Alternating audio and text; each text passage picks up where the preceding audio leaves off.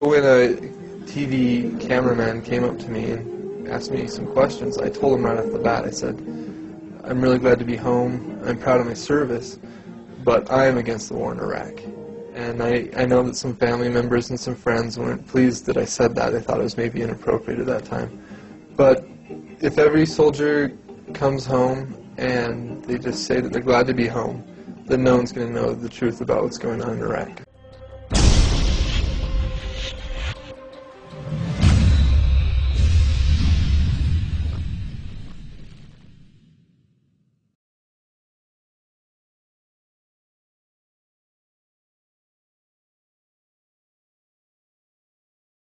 Flags are bits of colored cloth that governments use first to shrink wrap people's brains and then as ceremonial shrouds to bury the dead. The U.S. military as an institution is very corrupt and is built upon spreading death. To me, the idea of having a force like the U.S. Army participating in nation building is just asinine. I mean, we're nation destroyers. That's what we're trained to do. We were all congratulated after we had our first kills. My company commander personally congratulated me. This is the same individual who has stated that whoever gets their first kill by stabbing them to death will get a 4-day pass when we return from Iraq. I've heard numerous circumstances of civilians getting killed, and then soldiers and Marines subsequently placing weapons on their bodies or placing wire on them. Army Private First Class Lavina Johnson would have turned 23 this month, but 3 years ago, the African-American teenager from Missouri was found dead in Bladera, just a few weeks short of her 20th birthday. Her body was found in a tent belonging to the private military contractor Kellogg Brown and Root. She'd abrasions all over her body, a broken nose, a black eye, burned hands, loose teeth, acid burns on her genitals, a bullet hole in her head. The Army labeled Lavina Johnson's death a suicide. They told her parents she died of self-inflicted non-combat injuries. Oh, hey, say it again. Say again what happened. Say what? You know, like what was going on? What was like being a guard there? Guarded. Yeah. That place, man. It's fucking world famous now. As far as I'm concerned, they're all guilty. You know what? They should have kicked Saddam out themselves. Instead, we're there doing the fucking job. Fuck them, dude. Anyone with a fucking rag on their head is very girl. She's probably like 15 years old. See it, right? Well, hadn't been touched yet. She was fucking crying. Oh. So, guys, he started pimping her out for $50 a shot. I think at the end of the day, he made like $500 before she hung herself. Really? 4 soldiers walked through the trees and approached this house. Here, according to specialist James Barker's statement, he and another soldier took it in turns to rape the 14-year-old girl. In another room, the girl's parents and 5-year-old sister were shot dead. Barker's statement said after Green had killed the 2 adults and the little girl, he came into the room where the teenager was being sexually assaulted. He had an AK-47 rifle in his hand. He said, "They're all dead. I killed them." He put the weapon down, raped the 14-year-old, and then shot her dead too. Before they left, they poured kerosene over the girl's body and set it alight. They returned to their checkpoint, and Barker said he grilled some chicken wings. 4 years ago, at the age of 19, Ms. Jamie Lee Jones signed a contract to become an employee of KBR, then a Halliburton subsidiary. Ms. Jones arrived in Iraq in July of 2005 and was housed in barracks with 400 men and only a few women. 4 days after her arrival, Ms. Jones was drugged and gang raped. After Ms. Jones reported the rape to her supervisors, she was locked in a shipping container with an armed guard and prohibited any contact with the outside world. They locked her in a container. According to the Center for Defense Information, 51% of your federal income taxes go specifically to military spending, not healthcare or education, but war. Too cute, little puppy. Oh, Come on, we're almost there, hurry! That's fucked up.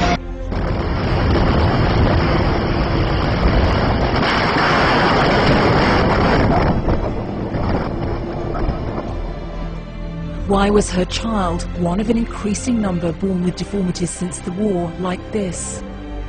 Massive growth which was rapidly spreading across the little girl's face.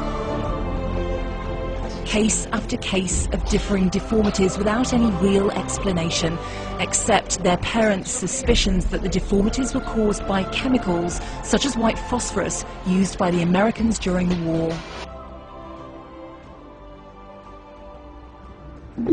A Geiger counter will give a reading of between 5 and 15 pulses per minute in a typical environment. This depleted uranium round will trigger 10,000 pulses in about 40 seconds. This type of ammunition is radioactive because it is made of nuclear waste referred to as uranium-238 or depleted uranium.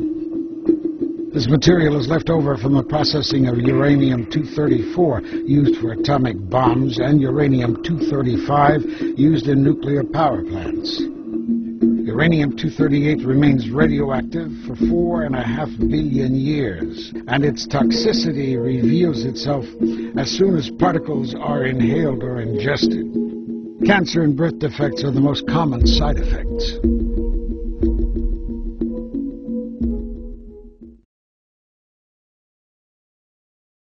We have an obligation to every last victim of this illegal aggression because all of this carnage has been done in our name. Since World War II, 90% of the casualties of war are unarmed civilians, a third of them children. Our victims have done nothing to us. From Palestine to Afghanistan to Iraq to Somalia to wherever our next target may be, their murders are not collateral damage. They are the nature of modern warfare. They don't hate us because of our freedoms. They hate us because every day we are funding and committing crimes against humanity. The so-called war on terror is a cover for our military aggression to gain control of the resources of Western Asia. This is sending the poor of this country to kill the poor of those Muslim countries. This is trading blood for oil. This is genocide, and to most of the world, we are the terrorists. In these times, remaining silent on our responsibility to the world and its future is criminal.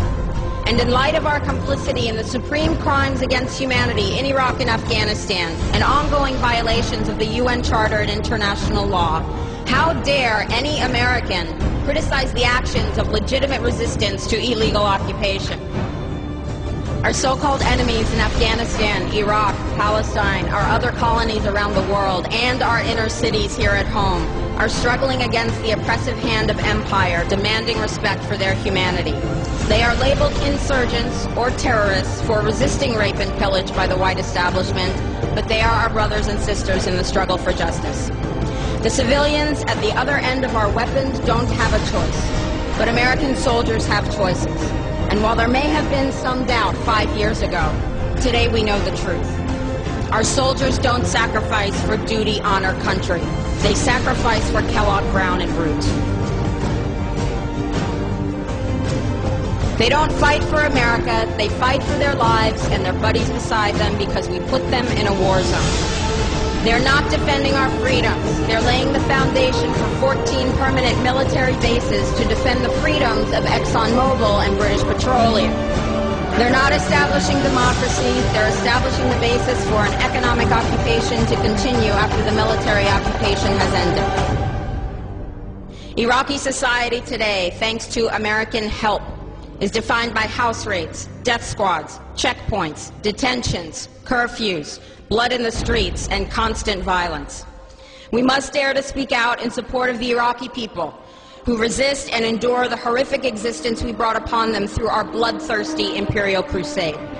We must dare to speak out in support of those American war resistors, the real military heroes who uphold their oath to defend the Constitution of the United States against all enemies, foreign and domestic, including those terrorist cells in Washington, D.C., more commonly known as the legislative, executive, and judicial branches. Frederick Douglass said, "Those who profess to favor freedom and yet depreciate agitation are people who want crops without plowing the ground. They want rain without thunder and lightning. They want the ocean without the roar of its many waters." The struggle may be a moral one, or it may be a physical one, or it may be both, but it must be a struggle. How Power concedes nothing without a demand. It never has and it never will. Every one of us must keep demanding, keep fighting, keep thundering, keep plowing, keep speaking, keep struggling until justice is served. No justice, no peace. No justice, no peace. No justice, no peace.